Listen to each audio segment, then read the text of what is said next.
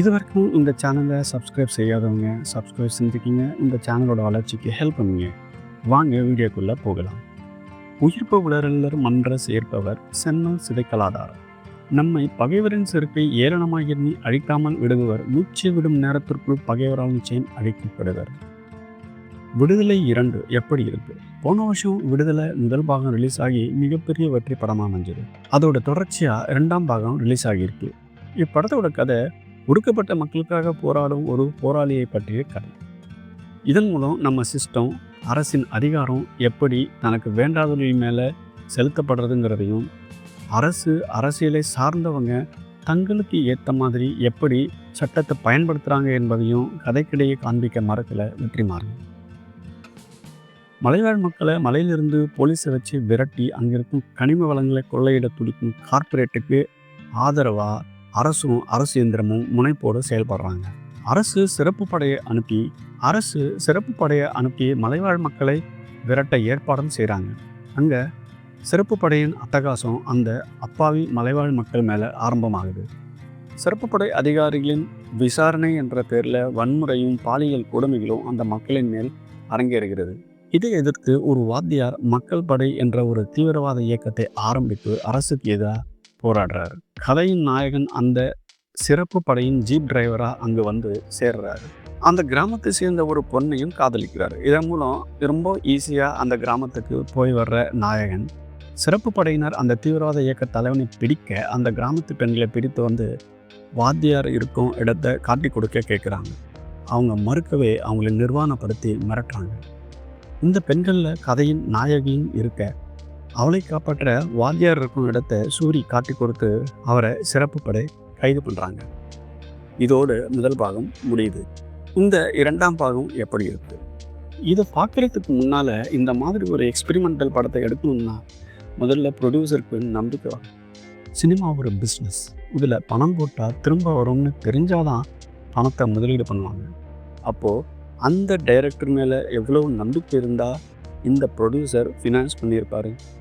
அந்த நம்பிக்கையை பிரமாதமாக காப்பாற்றியிருக்காரு வெற்றிமாறன். விடுதலை முதல் பாகத்தை பார்த்தவங்களுக்கு அதே எதிர்பார்ப்போட 2ஆம் பாகம் போனால் கொஞ்சம் ஏமாற்றம் தான் இருக்கும். அப்படின்னா நல்லா இல்லையா அப்படின்னு நீங்கள் கேட்குறது புரியுது. அப்படி இல்லை, படம் நல்லா தான் இருக்குது. ஆனால் முதல் பாகம் அளவுக்கு இல்லைன்னு தான் சொல்லணும். 2ஆம் பாகம் நூல் பிடிச்ச மாதிரி ஒரே நேர்கோட்டில் போனாலும் ஏதோ மிஸ் ஆகிற மாதிரி இருக்குது. இந்த படத்தோட ஆரம்பத்தில் இந்த கதை முற்றிலும் ஒரு கற்பனை கதைன்னு ஸ்க்ரீனில் போடுறாங்க. அப்போது முழுக்க கற்பனை கதையாக தானே இருக்கணும். உண்மை சம்பவத்தை எடுத்துக்கிட்டு கொஞ்சம் மாற்றினா அது எப்படி கற்பனை கதையாக மாறிடும்? சரி, அதை விடுங்க. படம் எப்படி இருக்குன்னு பார்க்கலாம். இந்த படத்தை கண்டிப்பாக ஒரு தடவை பார்க்கலாம். அதுக்கு காரணம் 4 பேர். 1 வெற்றிமாறன், 2 இளையராஜா, 3 விஜய் சேதுபதி, 4 ஜெயமோகன். முதல் பாகத்தில் ஹீரோவாக வர்ற சூரி 2ஆம் பாகத்தில் அந்த வாய்ப்பு கிடைக்கல. விஜய் சேதுபதி தான் 2ஆம் பாகத்தோட ஹீரோவாக வர்றாரு. படம் முழுக்க விஜய் சேதுபதி தான் தன்னோட ஆளுமையை காட்டியிருக்காரு. மனுஷன் எந்த வித ரிஸ்க்கும் எடுக்காமல் தன்னோட இயல்பான நடிப்பிலேயே ஸ்கோர் பண்ணுறாரு. அவரோட முழு திறமையும் காண்பிக்க ஒரு வாய்ப்பு கிடைச்ச மாதிரி இந்த 2ஆம் பாகம் அவருக்கு அமைஞ்சிருக்கு. ஆனால் என்ன, காதில் ரத்தம் வர்ற அளவுக்கு பேசிக்கிட்டே இருக்காரு. சாதாரணமாகவே விஜய் சேதுபதி நிறைய பேசுவார். இந்த 2ஆம் பாகத்தில் பேசிக்கிட்டே இருக்கார். முதல் பாகம் ஒரு கலவையாக எல்லாம் கலந்த கதையாக இருந்தது. ஆனால் 2ஆம் பாகத்தில் பெருமாள் வாத்தியாரோட ஃப்ளாஷ்பேக்கில் மட்டும்தான் கவனம் செலுத்தியிருக்காங்க வெற்றிமாறன். இது நிறைய இடத்துல கொஞ்சம் போர் அடிக்கிற மாதிரி இருக்குது. இன்றைய தலைமுறையினருக்கு தங்களோட வேலை செய்கிற இடத்துல இருக்கிற வசதிகள் எப்படி யாரால் கிடைச்சதுன்னு தெரியுமான்னு தெரியல. 8 மணி நேர உழைப்பு, ஞாயிற்றுக்கிழமை விடுமுறை, இப்படி பணியிடத்தில் இருக்கிற உரிமைகளை பெற்று தந்தவர்களை பற்றி தெரியுமான்னு தெரியல. எத்தனை செங்கொடி ஏந்தியவர்களின் ரத்தமும் அர்ப்பணிப்பும் இருக்குன்னு இந்த படத்தில் காண்பிக்க முயற்சி பண்ணியிருக்காரு வெற்றிமாறன். ஜெயமோகனின் கூர்மையான வசனங்கள் அதுக்கு துணையாக இருக்கும். ஆனால் எதுவுமே கிறிஸ்பாக இல்லாமல் ஒரு பெரிய லெக்சர் மாதிரி இருக்குது. கொஞ்சம் விலகி போயிருந்தாலும் ஒரு டாக்குமெண்ட்ரி எஃபெக்டை கொடுத்துருக்கும். இந்த 2ஆம் பாகம் அப்படி ஆகாமல் இருக்கிறதுக்கு இளையராஜா இசையும் ஒரு காரணம். காட்சிக்கு தேவையான சூழ்நிலையை இன்னும் நெருக்கமாக காண்பிக்க இளையராஜா இசை உதவி இருக்கும். மலையோரம் வீசும் காத்து மனசோடு பாடும் பாட்டு கேக்குதா கேக்குதா என்ற இளையராஜா இசை இந்த இரண்டாம் பாகத்திலும் பிரமாதமாக கேட்குது. கென் கருணாஸின் மகன் கென் ஒரு சின்ன ரோல் பண்ணியிருந்தாலும் ரொம்ப சிறப்பாக பண்ணியிருக்காரு. சண்டை காட்சிகளில் கலக்கியிருக்காரு கென். இனிமேல் நிறைய வாய்ப்புகள் அவரை தேடி வர வாய்ப்பு இருக்கு.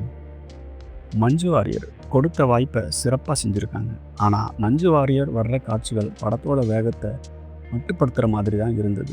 மற்றபடி முதல் பாகத்தில் வந்த எல்லோரும் ரெண்டாம் பாகத்துலேயும் வர்றாங்க. முதல் பாகத்தில் வர்ற ஒவ்வொரு கதாபாத்திரமும் ஆணி அடித்த மாதிரி தெளிவாக இருந்தது. ஆனால் ரெண்டாம் பாகத்தில் விஜய் சேதுபதியை தவிர வேறு யாரும் ஒரு பெரிய பாதிப்பை ஏற்படுத்தலை. வேல்ராஜ் நம்மளை காட்டுக்குள்ளேயே கூட்டிகிட்டு போய் அந்த கதையை பக்கத்திலிருந்து பார்க்குற மாதிரி ஒரு உணர்வை வச்சுருக்காரு. அருமை. எடிட்டிங்கும் பிரமாதம். ஒரு நிறைவான படம் பார்த்த திருப்தி இருக்குது. நன்றி.